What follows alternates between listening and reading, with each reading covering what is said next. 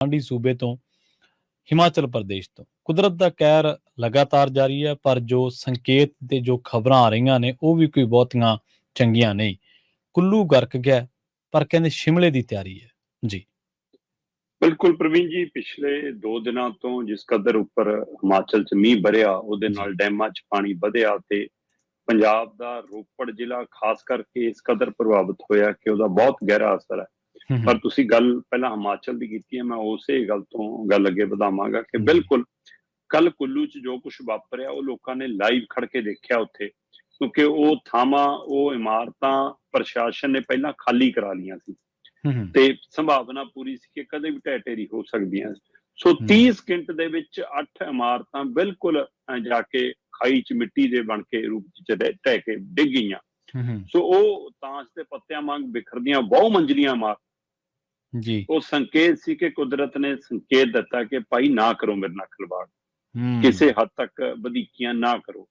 ਸੋ ਤੁਸੀਂ ਉਸ ਥਾਵਾਂ ਦੇ ਉੱਤੇ ਜਿੱਥੇ ਮਤਲਬ ਕਿ ਰਿਹਾਇਸ਼ ਬਾਰੇ ਨਹੀਂ ਸੋਚਣਾ ਚਾਹੀਦਾ ਸੀ, ਜਿੱਥੇ ਇਮਾਰਤਾਂ ਬਣਾਉਣ ਬਾਰੇ ਨਹੀਂ ਸੋਚਣਾ ਚਾਹੀਦਾ ਸੀ, ਉੱਥੇ ਬਹੁ ਮੰਜ਼ਲੀ ਇਮਾਰਤਾਂ ਬਣਾਈਆਂ ਤੇ ਫਿਰ ਉਹ ਮੀਂਹ ਦਾ ਅਸਰ ਤੇ ਉਹਦਾ ਪਹਾੜਾਂ ਦੇ ਵਿੱਚ ਛਿੜਖਾਨੀ ਦਾ ਅਸਰ ਕਿ ਉਹ ਤਾਂਸ਼ ਦੇ ਪੱਤਿਆਂ ਵਾਂਗ ਪੈ ਗਈਆਂ।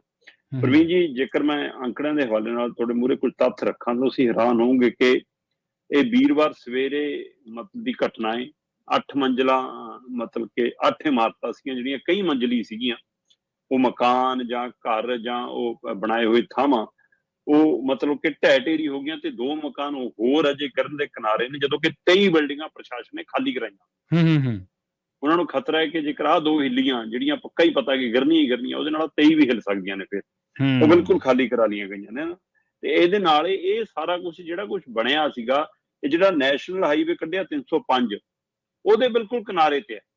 ਠੀਕ ਹੈ, ਉਹਦੇ ਕਿਨਾਰੇ ਤੇ ਬਣੀਆਂ ਬਿਲਡਿੰਗਾਂ ਨੇ, ਮਤਲਬ ਜਿਵੇਂ ਥੱਲੇ ਦੁਕਾਨਾਂ ਬਣਾ ਲਓ ਜੀ, ਥੱਲੇ ਕਾਰਾਂ ਦੀ ਪਾਰਕਿੰਗ ਬਣਾ ਲਓ ਜੀ, ਉੱਪਰ ਕਿੰਨੇ ਮੰਜ਼ਿਲੇ ਕਮਰੇ ਬਣਾ ਦਿਓ ਜੀ, ਚੜਾ ਦਿਓ ਜੀ, ਟੂਰਿਸਟ ਆਉਂਦਾ ਹੈ ਜੀ ਕਿਰਾਏ ਤੇ ਚੜਾ ਦਿਓ ਜੀ, ਉਰੇ ਕੰਮਕਾਰ ਵਾਲੇ ਲੋਕ ਰਹਿੰਦੇ ਜੀ। ਇਹੋ ਜਿਹੇ ਕੁਝ ਵਰਤਾਰਿਆਂ ਲਈ ਇਮਾਰਤਾਂ ਬਣਦੀਆਂ ਗਈਆਂ ਤੇ ਉਹਦਾ ਨਤੀਜਾ ਇਹ ਭੋਗਣਾ ਪਿਆ ਕਿ ਉਹ ਪਲਾਂ 'ਚ ਢਹਿ ਗਈਆਂ। 500 ਤੋਂ ਵੱਧ ਰੂਟ ਅਜੇ ਵੀ ਸਿੱਧੇ ਰੂਪ 'ਚ ਵੱਡੇ ਪ੍ਰਭਾਵਿਤ ਨੇ, ਜਿਹੜੇ ਹੋਰ ਸੂਬਿਆਂ ਨੂੰ ਜਾਂ ਹੋਰ ਵੱਡੇ ਸ਼ਹਿਰਾਂ ਨੂੰ ਆਪਸ ਜੋੜਦੇ ਨੇ ਹਿਮਾਚਲ ਦੇ।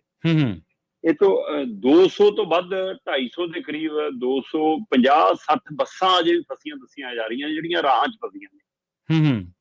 ਬੇਸ਼ੱਕ ਉਹ 'ਚੋਂ ਸਵਾਰੀਆਂ ਕੱਢ ਲੀਆਂ, ਲੋਕ ਕੱਢ ਲਏ, ਪਰ ਡਰਾਈਵਰ ਕੰਡਕਟਰਾਂ ਦਾ ਉਹਦੇ ਨਾਲ ਰਹਿਣਾ ਖੜਨਾ, ਉਹ ਆਪਾਂ ਪੰਜਾਬ ਵਾਲੀ ਬੱਸ ਦੇਖੀ ਸੀ ਜਿਹੜੀ ਖੜ ਗਈ ਸੀ, ਉਸ ਤਰ੍ਹਾਂ ਦਾ ਇੱਕ ਵਰਤਾਰਾ, ਇਹ ਇੱਕ ਫਿਕਰਮੰਦ ਖੜੀ ਆ। ਪਰ ਜੇਕਰ ਗੱਲ ਆਪਾਂ ਕੁੱਲੂ ਦੀ ਕਰ ਰਹੇ ਹਾਂ ਕਿ ਕੁੱਲੂ ਏਦਾਂ ਗਰਕ ਗਿਆ, ਕੁੱਲੂ ਦੇ ਵਿੱਚ 30 ਸਕਿੰਟ ਦੇ ਵਿੱਚ 8 ਇਮਾਰਤਾਂ ਢਹਿ ਢੇਰੀ ਹੋ ਗਈਆਂ, 2 ਹੋਰ ਗਿਰਨ ਵਾਲੀਆਂ ਨੇ ਤੇ 23 ਖਾਲੀ ਕਰਾ ਲੀਆਂ, ਤੇ ਹਾਲਤ ਸ਼ਿਮਲੇ ਦੀ ਵੀ ਜ਼ਿਆਦਾ ਵਧੀਆ ਨਹੀਂ ਹੈ ਪ੍ਰਵੀਨ ਜੀ। ਠੀਕ ਹੈ, ਸ਼ਿਮਲੇ ਬਾਰੇ ਮਾਹਿਰਾਂ ਦੀ ਰਾਏ ਦੇ ਹਿਸਾਬ ਨਾਲ ਜੇਕਰ ਤੁਸੀਂ ਦੇਖੋ ਤਾਂ ਉਹ ਕਹਿੰਦੇ ਜੀ ਓਵਰ ਕਰਾਊਡਿੰਗ ਹੋ ਗਿਆ ਇਹ ਸ਼ਿਮਲਾ। ਮਤਲਬ ਆਪਾਂ ਜੇਕਰ ਮਾਲ ਰੋਡ ਦੇ ਹਿਸਾਬ ਨਾਲ ਦੇਖੀਏ ਤਾਂ ਆਪਾਂ ਨੂੰ ਲੱਗਦਾ ਕਿ ਜ਼ਿਆਦਾ ਭੀੜ ਆ ਗਈ, ਓਵਰ ਕਰਾਊਡਿੰਗ ਹੋ ਗਈ ਨਾ, ਕਰਾਊਡਿੰਗ ਜ਼ਿਆਦਾ ਬਹੁਤ। ਉਹ ਕਹਿੰਦੇ ਕਿ ਜੀ ਬਹੁਤ ਜ਼ਿਆਦਾ ਭੀੜ ਆ, ਪਰ ਆਪਾਂ ਤਾਂ ਦੇਖਾਂਗੇ ਕਿ ਲੋਕਾਂ ਦੇ ਹਿਸਾਬ ਨਾਲ ਸ਼ਾਇਦ ਲੋਕ ਬਹੁਤ ਆ ਗਏ ਸ਼ਨੀ ਐਤਵਾਰ ਨੂੰ ਜਾਂ ਗਰਮੀਆਂ 'ਚ, ਨਾ। ਪਰ ਇਹ ਅੰਕੜੇ ਜਿਹੜੇ ਓਵਰ ਕਰਾਊਡਿੰਗ ਦੇ ਆ ਰਹੇ ਨੇ ਕਿ ਉੱਥੇ ਜਨਤਾ ਨੇ ਘਰ ਵੱਧ ਬਣਾ ਲਏ, ਗੱਡੀਆਂ ਵੱਧ ਰੱਖ ਲਈਆਂ, ਮਕਾਨ ਵੱਧ ਉਸਾਰ ਲਏ, ਜਨਤਾ ਬੱਸ ਵੱਧ ਗਈ। ਇਸ ਵੱਲ ਨਾਲ ਕਹਿੰਦੇ ਜੀ 25,000 ਦੀ ਆਬਾਦੀ ਲਈ ਵਸਾਇਆ ਗਿਆ ਸ਼ਿਮਲਾ ਅੱਜ 3 ਲੱਖ ਲੋਕਾਂ ਦਾ ਵਜਨ ਚੱਕੀ ਬੈਠਾ। ਉਹ ਅੱਛਾ, 25,000 ਲੋਕਾਂ ਦੇ ਹਿਸਾਬ ਨਾਲ ਵਸਾਇਆ ਸੀ ਇਹ, ਕਿ 25,000 ਦੀ ਆਬਾਦੀ ਇੱਥੇ ਲਈ ਸਹੀ ਆ, ਤੇ ਉਹ ਵੀ ਉਸ ਸਮੇਂ ਕਿੰਨੀ ਜ਼ਿਆਦਾ ਲੱਗਦੀ ਹੋਣੀ। ਅੱਜ ਉਹ 3 ਲੱਖ ਨੂੰ ਛੂਗੀ ਤੇ ਫਿਰ ਸਥਿਤੀ ਦੇਖ ਲਓ ਸ਼ਿਮਲੇ ਦੀ ਕੀ ਹੋਣੀ। ਲਓ ਜੀ, ਬਕਾਇਦਾ ਤੌਰ ਤੇ ਹਿਮਾਚਲ ਦੇ ਸ਼ਿਮਲਾ ਸਣੇ ਕਈ ਟੂਰਿਸਟ ਥਾਵਾਂ ਦੇ ਉੱਤੇ ਲਗਾਤਾਰ ਜਿਹੜੀਆਂ ਖਬਰਾਂ ਆ ਰਹੀਆਂ ਨੇ, ਕਹਿੰਦੇ ਧਸਣ ਦੀਆਂ, ਡਿੱਗਣ ਦੀਆਂ, ਹਨਾ, ਜ਼ਮੀਨ ਦੇ ਉਹ ਹੋਣ ਦੀਆਂ, ਮਤਲਬ ਉਹ ਸਾਰਾ ਕੁਛ ਦਾ ਵਰਤਾਰਾ ਕਹਿੰਦੇ ਕਿਤੇ ਨਾ ਕਿਤੇ ਜ਼ਿਆਦਾ ਭੀੜ ਦਾ ਹੋਣਾ, ਜ਼ਿਆਦਾ ਗੱਡੀਆਂ ਦਾ ਹੋਣਾ, ਜ਼ਿਆਦਾ ਮਕਾਨਾਂ ਦਾ ਬਣਨਾ, ਜ਼ਿਆਦਾ ਰਿਹਾਇਸ਼ ਦਾ ਹੋਣਾ, ਇਹ ਇੱਕ ਮੁੱਖ ਕਾਰਨ ਹੈ, ਜਿਹਦੀ ਉਦਾਹਰਨ ਸ਼ਿਮਲੇ ਦੇ ਰੂਪ ਚ ਸਾਹਮਣੇ ਆਉਂਦੀ ਆ। ਕਹਿੰਦੇ ਜੀ ਸ਼ਿਮਲੇ ਦੇ ਵਿੱਚ ਹੁਣ ਸਮਰੱਥਾ ਤੋਂ ਜ਼ਿਆਦਾ ਜਨਤਾ ਹੋ ਗਈ, ਲੋੜ ਤੋਂ ਵੱਧ ਭੀੜ ਹੋ ਗਈ, ਲੋੜ ਤੋਂ ਵੱਧ ਮਕਾਨ ਹੋ ਗਏ। ਉਹ ਕਹਿੰਦੇ ਜੀ ਜਿਹੜਾ ਮਤਲਬ ਕਿ ਉੱਥੇ ਦਾ ਵਿਭਾਗ ਹੈ, ਉਹ ਆਪਣਾ ਭੂਗੋਲਿਕ ਵਿਭਾਗ ਦੇ ਹਵਾਲੇ ਨਾਲ ਉਹਨਾਂ ਦੇ ਇਹ ਜਾਣਕਾਰੀ ਹੈ। ਕਹਿੰਦੇ ਜੀ 2021 ਦੇ ਵਿੱਚ ਇੱਕ ਸਰਵੇ ਕੀਤਾ, ਠੀਕ ਹੈ, ਇਹ ਹੁਣ 2021 ਦਾ ਸਰਵੇ ਹੈ, ਤੇ 22 ਔਰ 23 ਚ ਜਿਹੜੇ ਨਵੇਂ ਬਣੇ ਹੋਣ ਨਵੀਂ ਜਨਤਾ ਗਈ ਹੋਵੇ ਉਹਦਾ ਹਿਸਾਬ ਨਹੀਂ ਅਜੇ ਹੈਗਾ। 2021 ਦੇ ਵਿੱਚ ਕੀਤਾ ਗਿਆ ਸਰਵੇ ਆ ਜੀ, ਜਿਹਦੇ ਹਵਾਲੇ ਨਾਲ ਤੱਥ ਸਾਹਮਣੇ ਆਉਂਦੇ ਨੇ ਕਿ 1864 ਚ ਸ਼ਿਮਲਾ 25,000 ਲੋਕਾਂ ਲਈ ਬਣਾਇਆ ਸੀ। ਠੀਕ ਹੈ। 1864 ਦੇ ਵਿੱਚ ਸ਼ਿਮਲਾ 25,000 ਲੋਕਾਂ ਦੇ ਲਈ ਵਸਾਇਆ ਗਿਆ ਸੀ। 2011 ਚ ਇਹਦੀ ਆਬਾਦੀ ਕਰੀਬ 2 ਲੱਖ ਹੋ ਗਈ ਸੀ ਜੀ। 1.7 ਲੱਖ ਦੀ ਆਬਾਦੀ ਸੀ 2011 ਚ, ਜਿਹੜੀ ਜੀ 2021 ਚ ਵੱਧ ਕੇ 2.8 ਲੱਖ ਹੋ ਗਈ। ਮਤਲਬ ਤੁਸੀਂ ਹਿਸਾਬ ਲਾ ਲਓ ਕਿ 2,08,000 ਤੋਂ ਉੱਪਰ 80,000 ਤੋਂ ਉੱਪਰ ਚਲੀ ਗਈ। ਸੋ ਇਹ ਲਗਭਗ 3 ਲੱਖ ਤੇ ਆ ਖੜੀ ਆ ਹੁਣ। ਸੋ ਅੱਜ ਦੀ ਤਰੀਕ ਚ ਮੰਨਿਆ ਜਾ ਰਿਹਾ ਕਿ ਅੰਦਾਜ਼ਾ ਹੈ ਕਿ 3 ਲੱਖ ਤੋਂ ਪਾਰ ਹੋਊਗਾ ਅੰਕੜਾ। ਇਹੀ ਨਹੀਂਗਾ, 2005 ਚ ਇੱਥੇ ਗੱਡੀਆਂ ਸਿਰਫ 19,850 ਸੀ ਜੀ। ਇਹ ਰਜਿਸਟਰਡ ਗੱਡੀਆਂ ਦਾ ਮਾਮਲਾ, ਜਿਹੜੀਆਂ ਸਵਾਰੀਆਂ ਲਈ ਜਾਂਦੀਆਂ, ਟੂਰਿਸਟ ਗੱਡੀਆਂ ਜਾਂਦੀਆਂ, ਲੋਕ ਘੁੰਮਣ ਫਿਰਨ ਜਾਂਦੇ ਨੇ, ਉਹ ਵੱਖਰੇ ਨੇ। ਠੀਕ ਹੈ। ਜਿਹੜੀਆਂ ਗੱਡੀਆਂ ਉੱਥੇ ਰੁਕੀਆਂ ਨੇ, ਰਹਿੰਦੀਆਂ ਨੇ, ਜਿਹਨਾਂ ਦੇ ਘਰ ਟਿਕਾਣੇ ਨੇ ਉੱਥੇ, ਜਿਹੜੀਆਂ ਉੱਥੇ ਰਜਿਸਟਰਡ ਨੇ, ਮੰਨ ਲਓ, ਹੈ ਨਾ, ਉਹਨਾਂ ਗੱਡੀਆਂ ਦੇ ਅੰਕੜਿਆਂ ਦੇ ਹਿਸਾਬ ਨਾਲ ਕਿ 2005 ਚ ਇੱਥੇ 19,850 ਗੱਡੀਆਂ ਸੀ ਸ਼ਿਮਲੇ ਚ, ਤੇ ਅੱਜ ਜੇਕਰ ਅੱਜ ਵੀ 2021 ਦੇ ਹਿਸਾਬ ਨਾਲ ਵੀ ਜੇਕਰ ਦੇਖੀਏ ਤਾਂ 1,30,000 ਤੋਂ ਵੱਧ ਗੱਡੀਆਂ ਉਸ ਥਾਂ ਦੇ ਉੱਤੇ। ਸੋ 25,000 ਦੀ ਆਬਾਦੀ ਵਾਲੇ ਸ਼ਹਿਰ ਚ 3 ਲੱਖ ਦੀ ਆਬਾਦੀ ਹੋਵੇ, ਤੇ ਜਿੱਥੇ ਸੋਚਿਆ ਗਿਆ ਹੋਵੇ ਕਿ ਇੱਥੇ ਮਤਲਬ ਕਿ ਕਾਰਾਂ ਦਾ ਧੂਏ ਦਾ, ਹੈ ਨਾ, ਪੈਟਰੋਲ ਡੀਜ਼ਲ ਦਾ, ਜਾਂ ਇਹ ਪੋਲਿਊਸ਼ਨ ਹੈ ਜਿਹੜਾ ਇਹ ਖਤਰਨਾਕ ਹੈ, ਉੱਥੇ ਗੱਡੀਆਂ ਵੀ ਮਤਲਬ 1.5 ਲੱਖ ਨੂੰ ਜਾ ਪਹੁੰਚਣ, ਤੇ ਫਿਰ ਉੱਥੇ ਗਰਕੂਗਾ ਨਹੀਂ ਤਾਂ ਹੋਰ ਕੀ ਹੋਊਗਾ ਜੀ। ਸੋ ਇਸ ਲਈ ਸ਼ਹਿਰ ਦੇ ਵਿੱਚ ਕਈ ਥਾਵਾਂ ਦੇ ਉੱਤੇ ਕਹਿੰਦੇ ਕਿ ਬਕਾਇਦਾ ਤੌਰ ਤੇ ਇਹ ਸਥਿਤੀ ਸਪਸ਼ਟ ਆਈ ਅੰਕੜਿਆਂ 'ਚ ਕਿ ਜਿਹੜੇ ਬਰਸਾਤੀ ਨਾਲੇ ਸੀ ਉਹਨਾਂ ਨੂੰ ਜਾਂ ਤਾਂ ਮਿੱਟੀ ਨਾਲ ਪੂਰ ਲਿਆ, ਜਾਂ ਉਹਨਾਂ ਦੇ ਉੱਤੇ ਸਲੈਬਾਂ ਪਾ ਕੇ ਆਪਣੀਆਂ ਦੁਕਾਨਾਂ ਤੇ ਮਕਾਨ ਖੜੇ ਕਰ ਲਏ। ਠੀਕ ਹੈ। ਇਹ ਬਿਨਾਂ ਸਰਕਾਰੀ ਸ਼ਹਿਰ ਤੋਂ, ਬਿਨਾਂ ਸਰਕਾਰੀ ਪ੍ਰਸ਼ਾਸਨਿਕ ਅਧਿਕਾਰੀਆਂ ਨਾਲ ਮਿਲੀ ਭੁਗਤ ਤੋਂ ਨਹੀਂ ਹੋ ਸਕਦਾ। ਬਿਲਕੁਲ ਸਹੀ ਹੈ। ਸੋ ਕਿਉਂਕਿ ਉੱਥੋਂ ਹੀ ਅਫਸਰਾਂ ਨੇ ਲੰਘਣਾ, ਉੱਥੋਂ ਹੀ ਸਰਕਾਰ ਦੇ ਮੰਤਰੀਆਂ ਸੰਤਰੀਆਂ ਲੰਘਣਾ, ਉੱਥੋਂ ਹੀ ਸਾਰਾ ਕੁਝ ਹੋਣਾ, ਉੱਥੋਂ ਹੀ ਤੁਸੀਂ ਪਰਚੀਆਂ ਕੱਟਦੇ ਹੋ, ਉੱਥੋਂ ਹੀ ਤੁਸੀਂ ਨਕਸ਼ੇ ਪਾਸ ਕਰਦੇ ਹੋ, ਸਾਰਾ ਕੁਝ ਹੈ। ਤੇ ਇਹਦਾ ਮਤਲਬ ਤੁਹਾਡੀ ਅੱਖਾਂ ਦੇ ਉੱਤੇ ਜਿਹੜੀਆਂ ਹਰੇ ਨੋਟਾਂ ਦੀਆਂ ਪੱਟੀਆਂ ਬੰਨੀਆਂ, ਉਹਦਾ ਨਤੀਜਾ ਅੱਜ ਹਿਮਾਚਲ ਖੇਤਰ ਜਾਂ ਪੰਜਾਬ ਖੇਤਰ ਭੋਗ ਰਿਹਾ ਜੀ।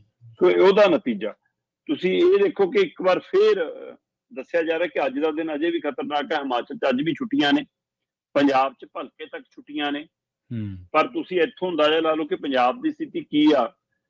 ਕਿ ਮੌਸਮ ਵਿਭਾਗ ਕਹਿੰਦਾ 1 ਜੂਨ ਤੋਂ ਲੈ ਕੇ 24 ਅਗਸਤ ਤੱਕ ਜੀ ਪੰਜਾਬ 'ਚ ਮੀਂਹ ਪਿਆ 341 mm। ਇਹ ਮੀਂਹ, ਜਿੰਨਾ ਮੀਂਹ ਪੈਣ ਦਾ ਅੰਦਾਜ਼ਾ ਸੀ ਜਾਂ ਜਿੰਨਾ ਪੈਣਾ ਚਾਹੀਦਾ ਸੀ, ਉਹਦੇ ਨਾਲੋਂ ਮਾਤਰ 1% ਜ਼ਿਆਦਾ ਆ। ਠੀਕ ਹੈ। ਮਤਲਬ ਇਹਦਾ ਮਤਲਬ ਮੀਂਹ ਤਾਂ ਸਹੀ ਪਿਆ,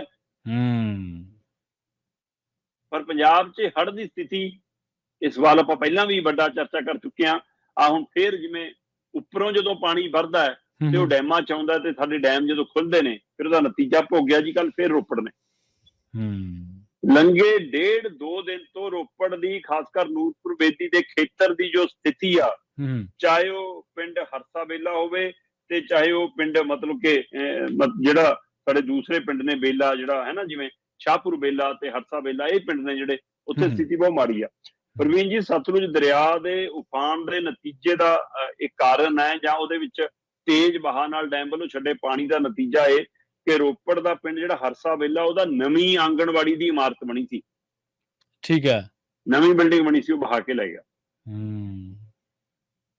ਤੇ ਬਣਾਉਣ ਵਾਲਾ ਵਿਭਾਗ ਵੀ ਸਰਕਾਰੀ ਹੁੰਦਾ ਹੈ ਤੇ ਪਾਣੀ ਛੱਡਣ ਵਾਲਾ ਵਿਭਾਗ ਵੀ ਸਰਕਾਰੀ ਹੈ। ਤੇ ਜੇ ਪਤਾ ਸੀ ਕਿ ਦਰਿਆ ਦੇ ਮਾਰ 'ਚ ਆਉਂਦੀ ਹੈ, ਫਿਰ ਕਿਉਂ ਬਣੀ ਉੱਥੇ? ਇਸੇ ਤਰ੍ਹਾਂ ਦਰਿਆ ਦੇ ਮਾਰ 'ਚ ਕਿੰਨੀਆਂ ਜ਼ਮੀਨਾਂ ਤੇ ਕਬਜ਼ੇ ਨੇ, ਕਿੰਨੀਆਂ ਚੀਜ਼ਾਂ ਬਣੀਆਂ ਨੇ, ਉਹ ਸਾਰਾ ਕੁਝ ਕਿਹਦੀ ਸ਼ਹਿ ਤੇ ਬਣਿਆ? ਇਹ ਇੱਥੇ ਵੀ ਉਹੀ ਸਵਾਲ ਖੜਾ ਜੀ। ਸੋ ਇਹ ਸਾਰਾ ਵਰਤਾਰੇ ਦਾ ਨਤੀਜਾ ਉੱਥੋਂ ਦੇ ਪਿੰਡ ਦੇ ਲੋਕਾਂ ਨੂੰ ਭੋਗਣਾ ਪੈ ਰਿਹਾ। ਜ਼ਮੀਨਾਂ 'ਚੋਂ ਪਾਣੀ ਪਾਰ ਜਾਂਦਿਆਂ ਹੋਇਆ ਹੁਣ ਘਰਾਂ ਤੱਕ ਆ ਗਿਆ, ਗੁਰੂ ਘਰ ਤੱਕ ਆ ਗਿਆ। ਗੁਰੂ ਘਰ 'ਚੋਂ ਪਾਵਨ ਗ੍ਰੰਥ ਸ੍ਰੀ ਗੁਰੂ ਗ੍ਰੰਥ ਸਾਹਿਬ ਜੀ ਨੂੰ ਸੁਰੱਖਿਅਤ ਥਾਂ ਤੇ, ਵੱਖਰੀ ਥਾਂ ਤੇ, ਸਨਮਾਨ ਥਾਂ ਤੇ ਲਿਜਾਇਆ ਗਿਆ ਉੱਥੋਂ ਕੱਢ ਕੇ, ਪਰ ਉੱਥੇ ਦੀ ਆਂਗਣਵਾੜੀ ਦੀ ਨਵੀਂ ਬਿਲਡਿੰਗ ਦਾ ਹੜ ਜਾਣਾ ਇਹ ਸੰਕੇਤ ਕਰਦਾ ਹੈ ਕਿ ਸਿਸਟਮ ਸਾਡਾ ਠੀਕ ਨਹੀਂ ਹੈ ਜੀ। ਤੇ ਇੱਧਰ ਇੱਥੇ ਹੀ ਨਹੀਂ ਰੁਕਿਆ ਕੰਮ, ਆਲੇ ਦੁਆਲੇ ਦੇ ਹੋਰ ਪਿੰਡਾਂ ਦੇ ਵਿੱਚ ਵੀ ਸਥਿਤੀ ਇਹੋ ਜਿਹੀ ਆ। ਲਗਾਤਾਰ ਫਿਰ ਪਾਣੀ ਵਧਣ ਲੱਗਿਆ, ਫਸਲਾਂ ਜਿਹੜੀਆਂ ਦੁਬਾਰਾ ਨੂੰ ਲੱਗਦਾ ਸੀ ਕਿ ਅਸੀਂ ਦੁਬਾਰਾ ਕਰ ਲਾਂਗੇ ਕੁਛ ਉਹਦਾ ਹਿੱਲਾ, ਉਹ ਫਿਰ ਦੁਬਾਰਾ ਤਬਾਹ ਹੋ ਰਹੀਆਂ। ਇੱਧਰ ਇਸੇ ਤਰ੍ਹਾਂ ਨੂਰਪੁਰ ਬੇਦੀ ਦੇ ਸ਼ਾਹਪੁਰ ਵੇਲਾ ਪਿੰਡ ਹੈ ਜਿਹੜਾ 15 ਅਗਸਤ ਤੋਂ ਬਾਅਦ ਅਜੇ ਵੀ ਸੰਪਰਕ ਤੋਂ ਟੁੱਟਿਆ ਹੋਇਆ, ਅਜੇ ਵੀ ਉਹਦਾ ਸੰਪਰਕ ਨਹੀਂ ਜੁੜ ਚੁੱਕਿਆ। ਹੁਸ਼ਿਆਰਪੁਰ ਦਾ ਮਤਲਬ ਕਿ ਇੱਕ ਬੰਨ ਹੈ ਜਿਹੜਾ ਕੱਚਾ ਬੰਨ ਜਾਂ ਉਹ ਟੈਟੇਰੀ ਹੋ ਗਿਆ, ਉਹਦੇ ਕਰਕੇ ਉੱਥੇ ਅਲਰਟ ਜਾਰੀ ਹੈ, ਪਿੰਡਾਂ 'ਚ ਪਾਣੀ ਵੜ ਗਿਆ। ਸੋ ਇਹ ਸਾਰੀ ਸਥਿਤੀ ਚੋਂ ਲੰਘਦੇ ਹੋਏ ਪੰਜਾਬ ਤੇ ਹਿਮਾਚਲ ਦਾ, ਜਿਵੇਂ ਕੁੱਲੂ ਮਨਾਲੀ ਚੰਡੀਗੜ੍ਹ ਸ਼ਿਮਲਾ, ਇਹ ਰਸਤੇ ਆਪਸ 'ਚ ਇਕੱਠੇ ਹੋਏ ਨੇ। ਇੱਥੇ ਪੰਜਾਬ ਦੇ ਪਿੰਡ ਪੰਜਾਬ ਨਾਲ ਇਕੱਠੇ ਹੋਏ ਨੇ। ਸੋ ਇਹ ਸਾਰੀ ਸਥਿਤੀ ਇੱਕ ਪਾਸੇ ਰੋਪੜ ਦੀ, ਹੁਸ਼ਿਆਰਪੁਰ ਦੀ, ਉਧਰ ਸਰਹੱਦੀ ਖੇਤਰ 'ਚ ਜੇ ਪਾਣੀ ਪੂਰਾ ਉਤਰਨਾ ਸ਼ੁਰੂ ਹੋਇਆ ਕਿ ਫਿਰ ਡੈਮਾਂ 'ਚ ਪਾਣੀ ਵਧਣਾ ਸ਼ੁਰੂ ਹੋ ਗਿਆ। ਕੱਲ ਭਾਖੜਾ ਡੈਮ ਤੋਂ 58,000 ਤੋਂ ਵੱਧ ਕਿਊਸੈਕ ਪਾਣੀ ਛੱਡਿਆ ਗਿਆ, ਪੌਂਗ ਡੈਮ ਤੋਂ 70,000 ਕਰੀਬ ਕਿਊਸੈਕ ਪਾਣੀ ਛੱਡਿਆ ਗਿਆ। ਤੇ ਇੱਧਰ ਜੋ ਕੁੱਲੂ ਦੀ ਸਥਿਤੀ ਆ ਉਹ ਅੱਜ ਫੇਰ ਅਜੇ ਵੀ ਉਹਦੇ ਪਰ ਨਜ਼ਰ ਹੈ ਕਿ ਅੱਜ ਨਾ ਕੁਛ ਜ਼ਿਆਦਾ ਉੱਥੇ ਵੱਡਾ ਹੋਰ ਹਾਦਸਾ ਵਾਪਰ ਜਾਵੇ। ਬੇਸ਼ੱਕ ਜਾਨੀ ਨੁਕਸਾਨ ਦਾ ਖਤਰਾ ਨਹੀਂ ਹੈ ਕਿਉਂਕਿ ਇਮਾਰਤਾਂ ਖਾਲੀ ਕਰਾ ਲਈਆਂ ਗਈਆਂ, ਪਰ ਮਾਲੀ ਨੁਕਸਾਨ ਜਿਹੜਾ ਹੋ ਰਿਹਾ ਉਹਦੇ ਲਈ ਕੀ ਮਨੁੱਖੀ ਕਤਾਈ, ਕੀ ਪ੍ਰਸ਼ਾਸਨ, ਕੀ ਅਫਸਰਸ਼ਾਹੀ ਆਪਣੀ ਜ਼ਿੰਮੇਵਾਰੀ ਕਬੂਲਣਗੇ ਕਿ ਅਸੀਂ ਵੰਡ ਦਿੱਤਾ ਇਹ ਸਾਰਾ ਕੁਝ ਤਾਂ ਉਹਦਾ ਭੋਗ ਰਹੇ ਹਾਂ, ਜਾਂ ਜਿਹਦੇ ਪਰ ਚਰਚਾ ਆਪਾਂ ਲੰਮੇ ਸਮੇਂ ਤੋਂ ਕਰਦੇ ਆਏ ਹਾਂ ਕਿ ਜਿਵੇਂ ਪਹਾੜਾਂ ਨਾਲ ਛੇੜਖਾਨੀ, ਜਿਵੇਂ ਪਹਾੜਾਂ ਦੇ ਵਿੱਚ JCB ਚਲਾ ਕੇ ਜਾਂ ਬਲਾਸਟਿੰਗ ਕਰਕੇ ਜਾਂ ਟਨਲਾਂ ਬਣਾ ਕੇ ਜੋ ਕੁਝ ਕੀਤਾ ਗਿਆ ਉਹਦਾ ਨਤੀਜਾ ਭੋਗ ਰਹੇ ਹਾਂ। ਸੋ ਕੁੱਲੂ ਗਰਕਿਆ, ਸ਼ਿਮਲੇ ਦਾ ਖਤਰਾ ਖੜਾ ਤੇ ਪੰਜਾਬ ਦਾ ਉਹਦੇ ਵਿੱਚ ਹੜ੍ਹ ਦੇ ਨਾਲ ਸਥਿਤੀ ਚੋਂ ਲੰਘਣ ਦੇ ਲਈ, ਜੂਝਣ ਦੇ ਲਈ ਇੱਕ ਵਾਰ ਫਿਰ ਖਤਰਾ ਮੰਡਰਾ ਰਿਹਾ। ਸੋ ਇਹ ਸਥਿਤੀ ਅਜੇ ਵੀ ਦਰੁਸਤ ਨਹੀਂ ਹੋ ਰਹੀ ਹੈ। ਬੇਸ਼ੱਕ ਮੌਸਮ ਵਿਭਾਗ ਦਾ ਮੰਨਣਾ ਹੈ ਕਿ ਅਗਲੇ 3 ਦਿਨਾਂ ਤੋਂ ਬਾਅਦ ਜਿਹੜਾ ਮਾਨਸੂਨ ਹੈ ਉਹ ਠੰਡਾ ਪੈਂਦਾ ਨਜ਼ਰ ਆਊਗਾ, ਉਹਦੀ ਰਫ਼ਤਾਰ 'ਚ ਕਮੀ ਆਊਗੀ। ਸੋ ਇਸ ਲਈ ਅਗਲੇ 3 ਦਿਨਾਂ ਤੋਂ ਬਾਅਦ ਥੋੜੀ ਜਿਹੀ ਸੰਭਾਵਨਾ ਕਿ ਸ਼ਾਇਦ ਰਾਹਤ ਮਿਲਣੀ ਸ਼ੁਰੂ ਹੋਵੇ।